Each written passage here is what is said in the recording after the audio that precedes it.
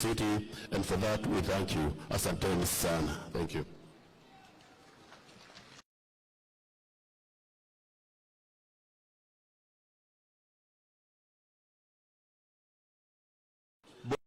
Of Nairobi, and also as the chair of the Committee of Labor in the Council of Governors, to welcome you to your first Labor Day celebrations as the President of the Republic of Kenya. Karibu sana, Your Excellency. Your Excellency, ni siku muhimu sana. This is a historic day. Many don't know when Labor Day started. It started in 1886 when we had agitation for the 8-hour workday in Chicago as well as Australia, and created a worldwide movement of laborers. And it's a day that we hold to remember the sacrifices of our workers, the sacrifices that they make every day. I want to particularly honor the sacrifices made by the workers of Nairobi County Government, who toil every day to make sure we have a city of honor, a city of order, a city of dignity, kila siku. And Your Excellency, I'm glad to report that we have honored their work by making sure that they are paid on time, that they get their allowances on time. In the last 8 months, Your Excellency, Nairobi County, every 27th of the month, simu inalia, watu wamepata pesa yao, and I want to thank you because that part of that is because of your support. But beyond that, it is because they as workers have been able to increase our collections. I am happy to report that this year, if you compare January to March 2023, compared to January to March 2022, we have exceeded revenue collection by 673 million shillings, courtesy of the workers of Nairobi. And in the month of April alone, we've collected 800 million, the highest April ever since devolution started. That is courtesy of the workers of Nairobi. Tuwapigie makofi. Your Excellency, yesterday we missed you.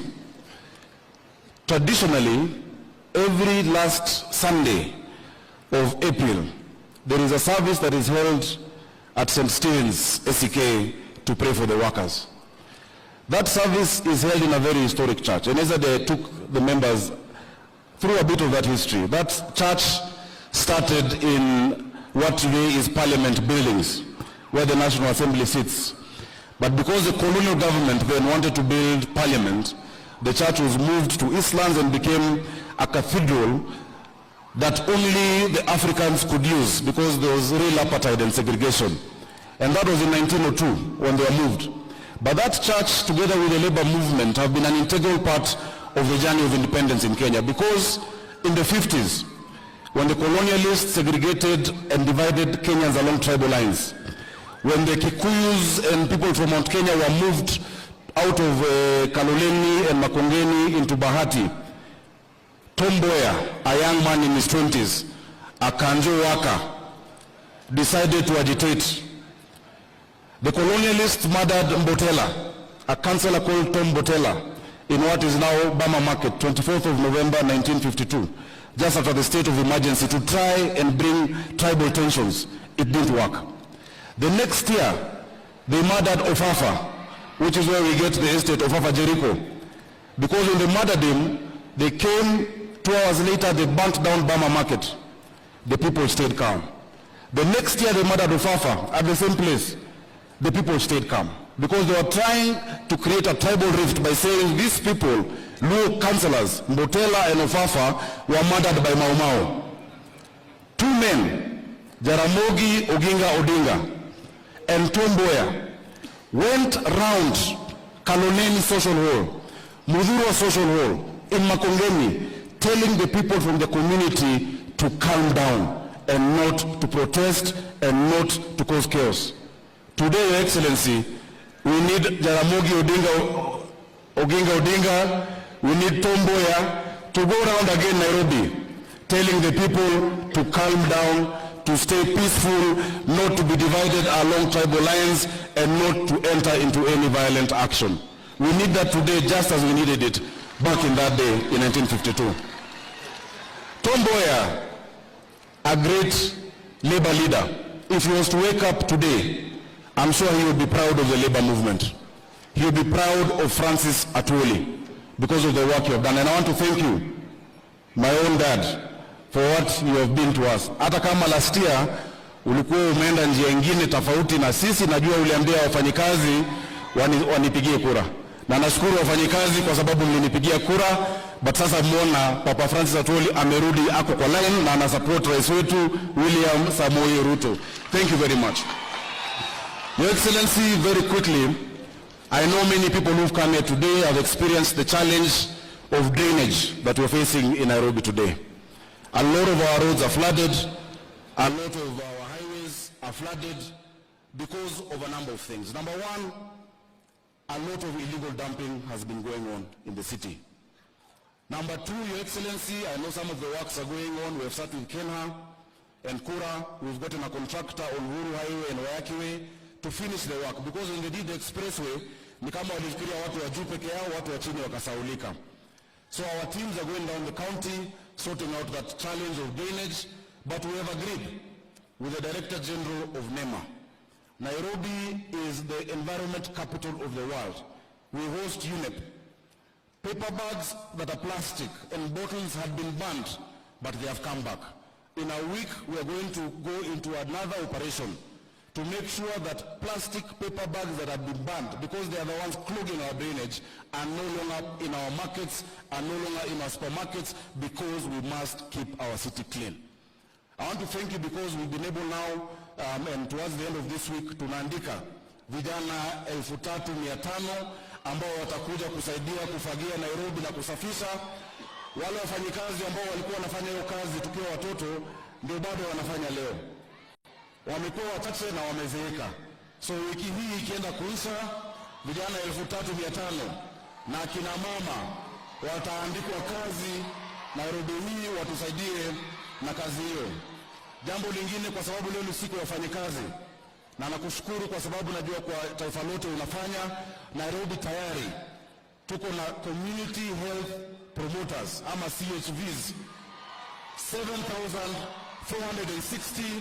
Your Excellency, kila mwezi tarehe 27 M-Pesa inatingika, wanapata pesa yao bila kuchelewa, na nimeshukuru kwa sababu umesema as a national government unatuongezea 2,000, so Nairobi watakuwa wanapata 5,500. Tunawalipia NHIF 5,000, tulisema pesa mfukoni. Asante sana. Your Excellency, nikienda kumalizia, nafikiri ni muhimu kusema ya kwamba every Labor Day there is a pronouncement on minimum wage. Sometimes it increases, sometimes it stays stagnant. Whenever you make that announcement, the public sector is always very quick to comply, the public sector. But the private sector, tuko na shida. Sekta moja ambayo unajua ni sekta ya private security workers. Maaskari wetu ambao wanalala mchana ndio usiku wawe kazini, na mara nyingi hata mchana hawalali kwa sababu wanashikilia kazi mbili, wanalipwa 4,000, wanalipwa 5,000, yet we pronounce minimum wage above 13,000 shillings. Many of these private companies zina charge wenye manyumba 30,000 shillings kwa askari moja, 50,000 shillings kwa askari moja, alafu unalipa mtu 6,000. Kwa uchumi hii, Your Excellency, ni jambo la kusikitisha sana. Tusaidie kwa private security workers. Najua Isaac Kandabu wako hapa mahali, ndio yule kukaa wangu ambaye ndio Secretary General, bado utawatetea, na naomba Your Excellency uwakaribishe siku moja waje State House. Kuna wakati niliwapeleka huko awali, ilikuwa mara ya kwanza tangu Mungu ajenge Kenya askari kuingia State House. State House inalindwa na GSU, na waliingia wakaongea, lakini hajatekelezwa. I know in your government you are going to do something good, because there are 450,000 of them across Kenya, there are 250,000 of them in Nairobi. Ya mwisho ambao ni wafanyikazi wanaumia ni madereva wetu wa Uber, madereva wa Taxify, madereva wa Bolt, hawa madereva wa the digital hailing companies. These companies, because of competition, na tumefanya regulations tayari ambazo ziko kwa Waziri Murkomen, they race to the bottom. Today you will take a taxi from here to the airport na ulipe 600. 90% of the accidents we have is because these drivers have to drive for 22 hours a day to make money. The Competition Authority and the AA of Kenya can come up with the pricing formula. Hiyo kazi tayari tulifanya. It is just to gazette those regulations ili pia Kadere aweze kupata kitu. In town we have designated spots for them to pick and drop. Walikuwa wanashikwa. So Excellency, kwa hayo mengi ningependa kumwalika. Asante sana. Amenikumbusha jambo lingine. But Your Excellency, I would like to invite Federation of Kenya Employers, as she comes, please take that point seriously. Those people are suffering. Those drivers are really suffering. We thank you for your support, and allow me to introduce now Jacqueline Mugo, FKE Chair. I forgot to mention the area MP, Jalango, is here. Please, Mama, wave to Undo MP wa hapa Lang'ata. Thank you. No.